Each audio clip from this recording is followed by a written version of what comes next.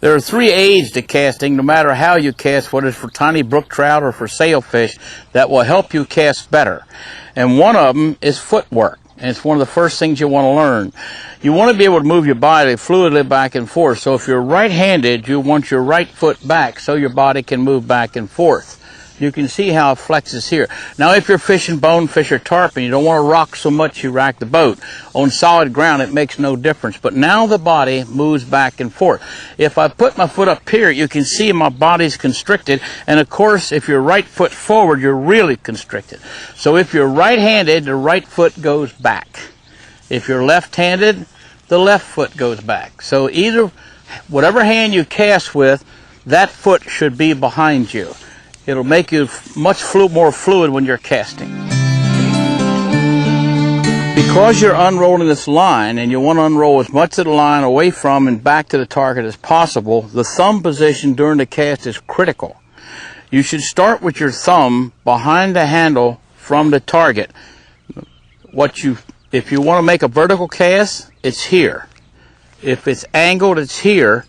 While moving the forearm back and forth, the thumb stays behind there when you start the cast. And during the cast, you never twist the wrist, because then you're going to unroll line away from the target and waste energy by going back this way, or back this way. And you can go sideways and end up here, but the wrist never twisted. But as soon as you twist the wrist, now you're going to waste energy and throw line all over the place. So if we do just a vertical cast with the thumb behind, you can see that the line goes out and lays down perfectly straight. If we angle by moving the forearm over, we get a nice straight cast. If we go sideways by moving the forearm, we get a nice straight cast. And notice that the loops are nice and tight. Now twist the wrist, and now you have line going all over the landscape, and what you're doing is lines being thrown all over the place, and it's wasted energy. So start with a thumb behind the handle from the target, and if you want to go from vertical to angled, move the forearm, but don't twist the wrist.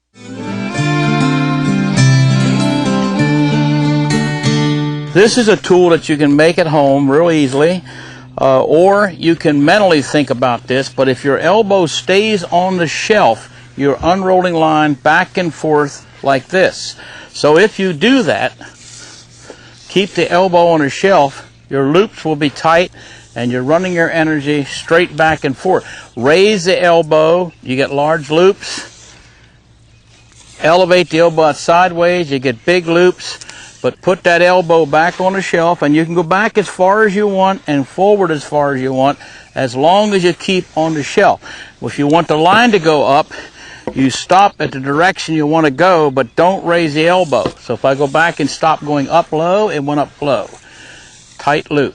Stop going high, elbow here.